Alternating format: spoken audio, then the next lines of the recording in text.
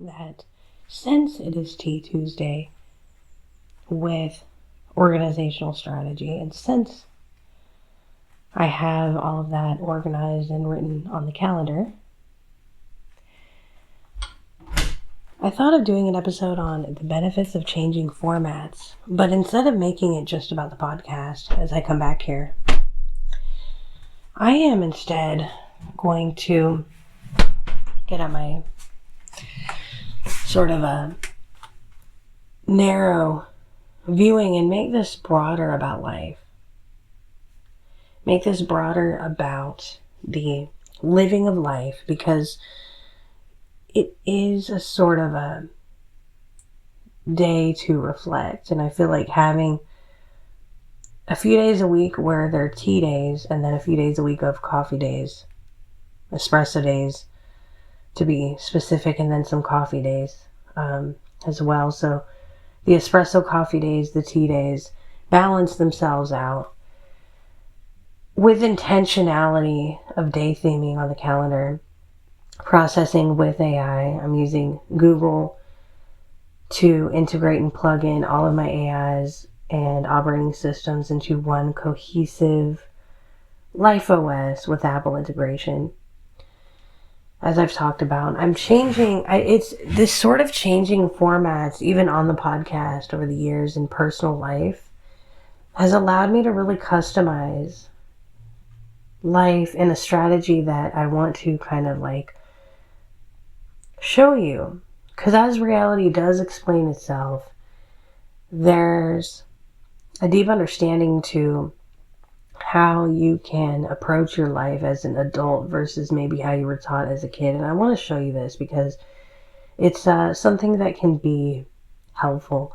I have a lot of people in my community that I talk to. There are a lot of people interested that I didn't realize were interested, that I'm really grateful for. And it's really pretty cool.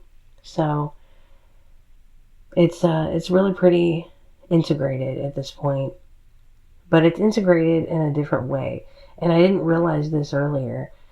And since I have a little more time today, and I've sort of been looking forward to really thinking about this with you and talking and sharing the overall approach, I want to dive in because, you know, this podcast has changed formats, and life has also gotten busier in the changing of formats, and reality does tend to go faster than the speed of thought. Because of understanding that now, in this sort of, it's a very deep navigation system and way of life, and it's a very deep experienced philosophy that is being experienced now, in this moment, at this point, in the present reality.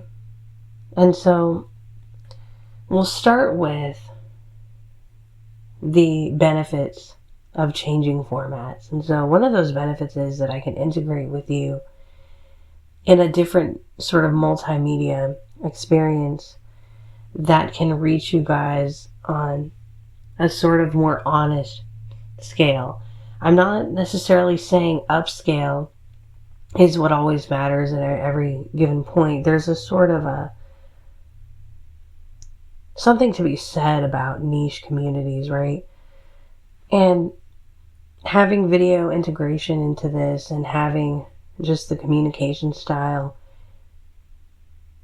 formatted to fit video and short form, and going deeper into long form from time to time when time permits, and when having that extra reflection space to do so, is going to be kind of the format with AI integration and creation, where I'm sort of sharing some of my journaling process through Notebook LM with you on the channel, on the podcast.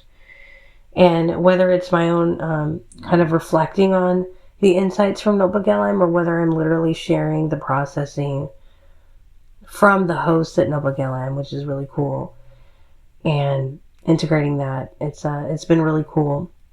The music itself is another benefit Well, Notebook LM is very personal, and I can personalize my process for my own private sort of journaling benefits as well. And then sharing some of that creative process with you is cool. But the music is a whole nother thing too, because there's a sharing that happens with the music where I can still kind of share the insightful spark of understanding, the spiritual awakening side of life is our reality, and kind of still be able to share that with you in an artful way without going too deep into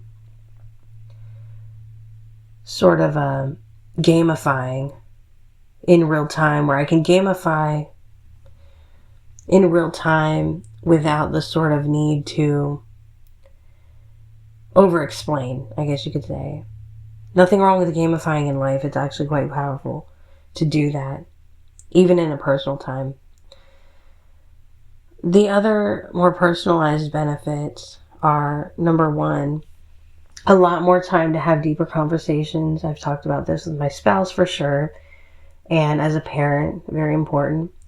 But also as a friend, having much more time to have deeper conversations, but not making them obligations, and also just having deeper time with friends, but not making it obligations. Having that every couple of weeks or a couple times a month, even, because of having such a busy life, is, and even respecting their busy life also, and just the community overall being busy,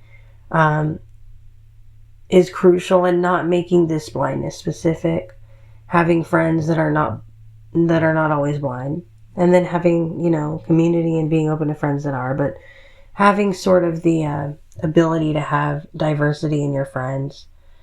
And it kind of opens up a whole new horizon of just adult understanding, and much more personalized, like being able to relate to people aside from just your disability or over identifying with blindness. Another benefit, speaking of, is with blindness, is to sort of have this side hustle and working skills on your own that you can develop through the things that you do already that may not identify with blindness. Now, it's not to say that you shouldn't be statistically going after sharing a status quo and sharing goals with blindness organizations that have proven to help you find a career path or a college path or working for somebody. But if you are wanting a more custom kind of, like, you're an adult that has a little bit more of like a sort of your life reflects outside of blindness, or you kind of have a little more personal adulthood in your life that is detached from blindness identity, right? And you're sort of like, you've had experiences outside of just blindness. Maybe some of that has integrated with blindness, and maybe some of it has just been a part of you as a person. And that could include, like, for me, I have tech work that I do and side hustling and gig work in that environment, as well as I've had experience selling fruit and continue to like learn things like that and set up things like that. So when you go into a new community, a new sort of spirituality, maybe you're integrating a little bit of religious practice into your spirituality, like I've find myself, I've done, and I've sort of been able to get into a place of discernment when it comes to churches, where I know some of the more spiritually open churches where I've met some of my personal community, and I can discern that those churches are a lot more open and a lot less judgy, and they're more modern for today, as well as just modern, not even in a way of like new age or a certain agenda, but modern in a way that speaks to just community vibes and small town, small church feel, and not needing to project a sort of a political viewpoint at all. Just being there for community and working and doing business together and breathing as human beings and things like that, and resourcing together.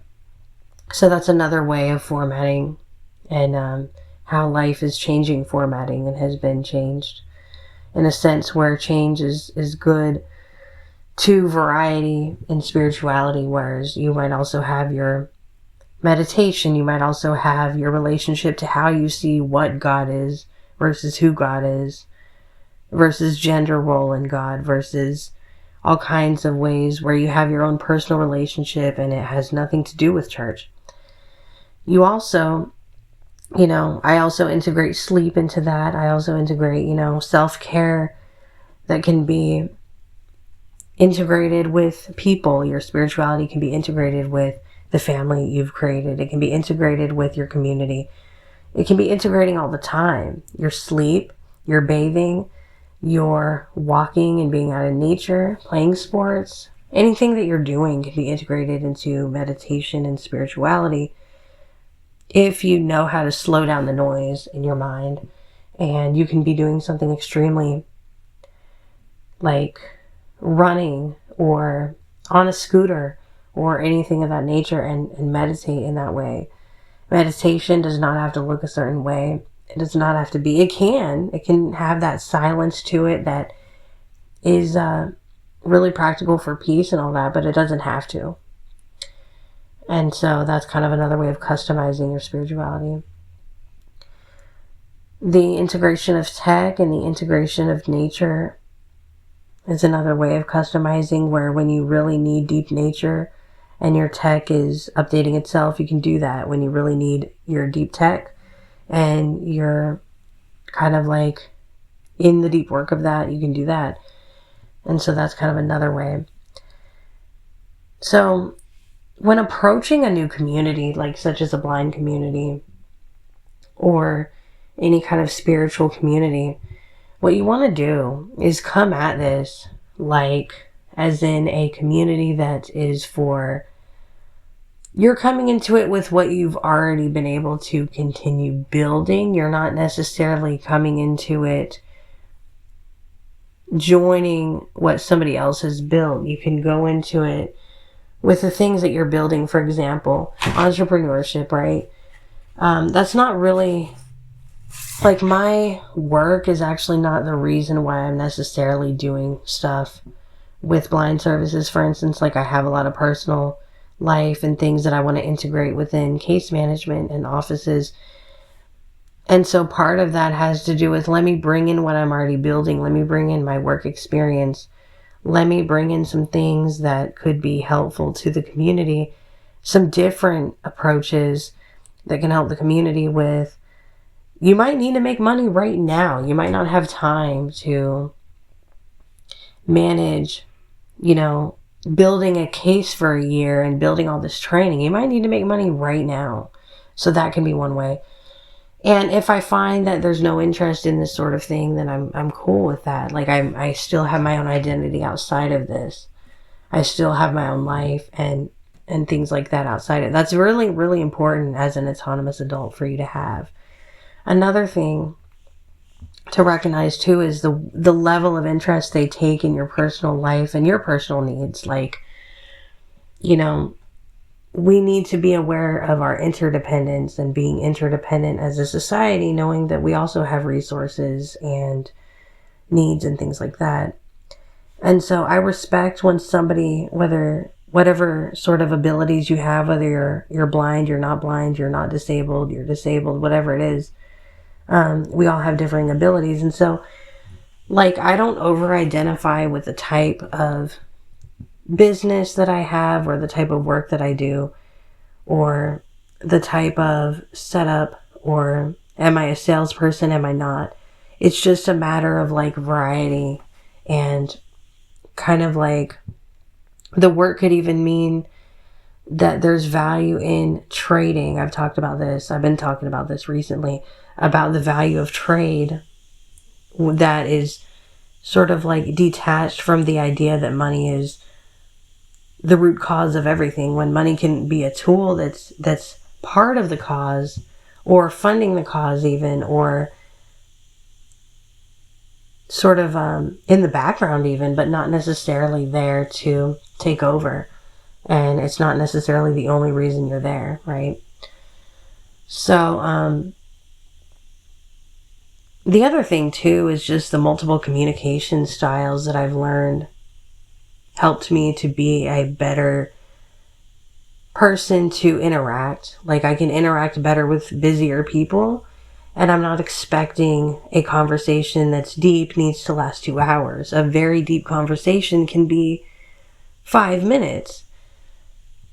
Setting boundaries could only take a minute or two. And it can be a very deep realization for you if somebody comes to your door and they're making a really kind offer, but you don't need it, and you're saying, no, I'm actually okay. You know, maybe there's communities within this local app you can try, or there's somebody next door that might need this, but I'm good. I appreciate it. And you have that sort of understanding that could last 2 minutes. Or you're going up to somebody's door offering them something, where this kind of happened to me a few weeks ago. I was going up to one of my friends' doors, and I was asking them like about sort of like the things, the programs and things that they might need. And we ended up talking about something completely different, and then it just really wasn't relevant, and I was happy. Like, I didn't have this like goal to convince anyone. We just ended up enjoying each other's company, and then we ended up seeing each other again over the next couple of days. But it wasn't, you know, like when you learn to let go and detach from things, you don't really have the heaviness of what an agenda would sort of require you to have. You don't have a heavy agenda to carry or to put on your desk. You just kind of go with whatever's going on. Because again, reality being faster than the speed of sound, reality being faster than the speed of even light, reality being the fastest thing. Reality is the fastest medium. And I guess what I'm trying to say is reality is faster than the speed of thought, which is something that is very, like, that's why podcasting is not always natural to do in a long form medium anymore. And so I almost feel like sometimes the long form episodes can go deep into the work and the process, but the short form episodes are really powerful because they can integrate with you in a really synchronous, random way, in a really synchronous communication, as if humans just waving on the street or reacting to each other out in public or interacting with each other, kind of a thing. Also, when approaching communities, it does help, whether it's a disabled community or a religious community or spirituality in general, it does greatly help to have, you know, the socialization optionality and just the, you know, unstructured time, just whether you have your family or whether you're just by yourself, unstructured time where you're just playing sports and having time that's not being led, but then also the structured time kind of helps bring community together as well. So there's a place for both, and I've started to understand that. Maybe for some it's a classroom, and maybe for others it's just like a social networking event in person or something. Like, that's what I'm kind of finding too. And in a custom way, saying no to maybe what may not work for you that you don't need, and then saying yes to what might be kind of cool. And it doesn't have to be a dramatic thing. It's just like what you might want time for and things like that. I was working last week. I did a little extra work in Google Gemini, and I was able to share the screen. And so I didn't have to have somebody's help in person with my work. I could just easily, Gemini could see what's on my screen and help me navigate in order to do the work that I'm doing that the company needed me to do in for the tech aspect of it, and interact with the AI and interact with the algorithm and just even the overall research that the company needed from me. So that was kind of cool. Without having to, I don't need all these people to work with in my work exactly. But it's just a skill that I've learned that I'm actually getting a lot more help and support with through tech and things like that I can bring to the table now. So just some ways I think that this episode is getting even more personal into life and resourcing a lot and just going in with an open mind. But knowing who you are outside of community, or knowing who you are outside of your identity even, is detaching from identity in order to customize your life in a way that works for you. So there you go. Excited about this episode, and I'm really glad that you've been able to join. Thank you so much for being here and just kind of, taking it all in. Take care of yourself, take care of your life, take care of each other.